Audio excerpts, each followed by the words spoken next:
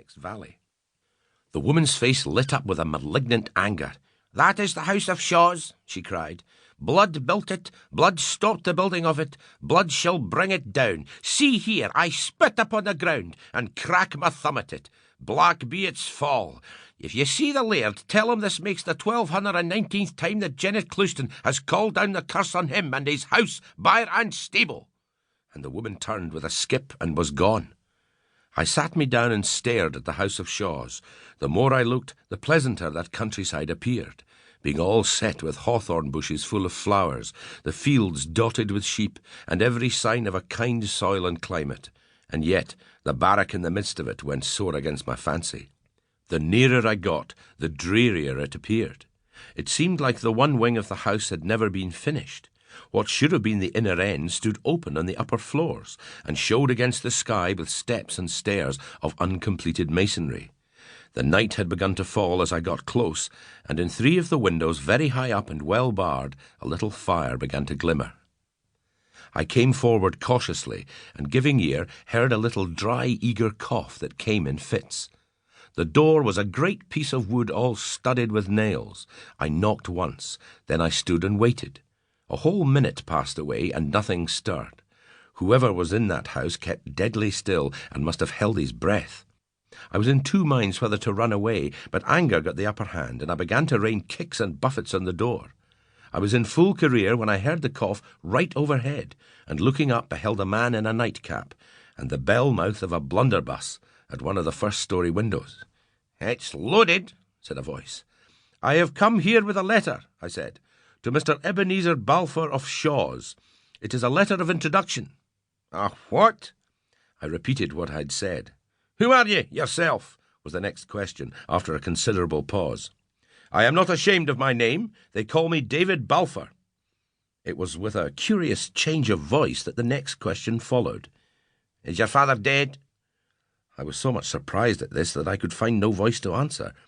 "Aye," the man resumed, "he'll be dead, no doubt, and that'll be what brings ye chapping to my door. Well, man, I'll let ye in." Presently there was a great rattling of chains and bolts, and the door was cautiously opened. "Go into the kitchen and touch Nathan," said the voice, and the person of the house set himself to replacing the defences of the door. I groped my way forward and entered the kitchen. The fire had burned up fairly bright, and showed me the barest room I ever put my eyes on.